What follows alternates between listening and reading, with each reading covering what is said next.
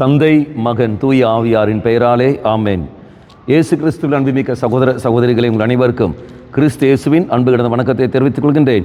இந்த நற்செய்தி பாகமானது மத்தேயு நற்செய்தி 11ஆம் அதிகாரம் 20 முதல் 24 வரை உள்ள திருவாக்கியங்கள். குறிப்பாக 20வது வாக்கியம், இயேசு வல்ல செயல்கள் பல நிகழ்த்திய நகரங்கள் மனம் மாறவில்லை, எனவே அவர் அவற்றை கண்டிக்க தொடங்கினார். இயேசு அற்புதங்கள் அடையாளம் செய்கிறார். எதற்காக? மக்கள் மனமாற வேண்டும் என்பதற்காகத்தான் ஒழிய, மக்கள் தெய்வத்தை ஏற்றுக்கொள்ள வேண்டும் என்பதற்காகத்தான் ஒழிய வேறுதும் இல்லை. ஆனால் மக்கள் என்ன செய்கிறார்கள்? அது மனம் மாறாமல் பிடிவாத குணத்தோடு இருக்கிறார்கள். அதோடைய விளைவு என்ன வருது? இயேசு வேதனையோடு சொல்கிற வார்த்தை, ஐயோ உங்களுக்கு கேடு. அதான் 21ஆம் அதிகாரத்தில் உங்களுக்கு கேடு வரும். 23வது வாக்கியத்தில் சொல்கிற வார்த்தை, நீங்கள் உயர்த்தப்பட மாட்டீர்கள், தாழ்த்தப்படுவீர்கள். அப்போ இன்று நம்முடைய வாழ்க்கையில் தெய்வம் பல அற்புதங்களும் அடையாளம் செய்கிறார் என்றால், நீங்களும் நானும் மனம் மாறி அவரை ஏற்றுக்கொள்ள வேண்டும் என்பதற்காகத்தான் தெய்வம் அற்புதம் அடையாளம் செய்கிறார் ஒழிய அவருக்கு சக்தி இருக்கு என்பது அர்த்தம் அல்ல. அல்லது நீ நானும் புனிதனோ புனிதே என்பதற்காக அல்ல.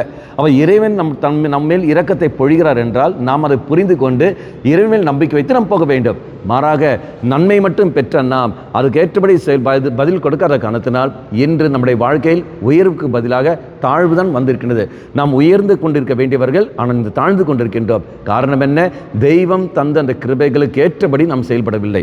சிந்தித்து பார்ப்போம். நம்முடைய வாழ்க்கையில் எவ்வளவு அற்புதங்கள் இறைவன் செய்து கொண்டிருக்கிறார். இந்த நிமிடம் வரைக்கும் தெய்வம் செய்து கொண்டு தான் இருக்கின்றார். ஆனால் நீங்களும் நானும் மனம் மாறாமல் உலக காரியங்களுக்கு முக்கியம் கொடுத்து போகின்ற மொழிய தெய்வீக காரியங்களுக்கு நாம் முக்கியம் கொடுப்பதில்லை. இறை சன்னதியில் மன்றாடுவோம். தெய்வமே, என்னை மன்னித்து ஆண்டவரே, என்னை மன்னித்து விடு. இதோ நான் வானளவு உயர வேண்டிய நான் இன்று பாதாள வழிக்கு நான் தள்ளப்பட்டிருக்கின்றேன். அப்படி இருந்த போதிலும் நீ என் மேல் இரக்கத்தை பொழிகின்றே, என் மேல் இரக்கம் வை, என்னை மன்னித்து விடு என்று சொல்லிக்கொண்டு இறை மன்னிப்பு கேட்டு நம் மனம் மாறி நல்ல ஒரு வாழ்க்கை வாழ முயற்சிப்போம். கண்களை மூடிக்கொள்ளுங்கள். நல்லவனாய தெய்வமே, என் வாழ்க்கையில் நீ நிகழ்த்துகின்ற ஒரு அற்புதம் அடையாளம் நான் உன்னை சொந்தமாக்க வேண்டும் என்பதை விரும்பித்தான் நீ செய்கின்றாய். அதை புரிந்து கொள்ளாமல் உணராமல் நான் செயல்பட்டு கொண்டிருக்கின்றேன். இயேசுவே, என்னை மன்னித்து விடு. இனி முதல் உண்மையில் நம்பிக்கை வைத்து வாழக்கூடிய வரத்தை எனக்கு தந்துவிடு.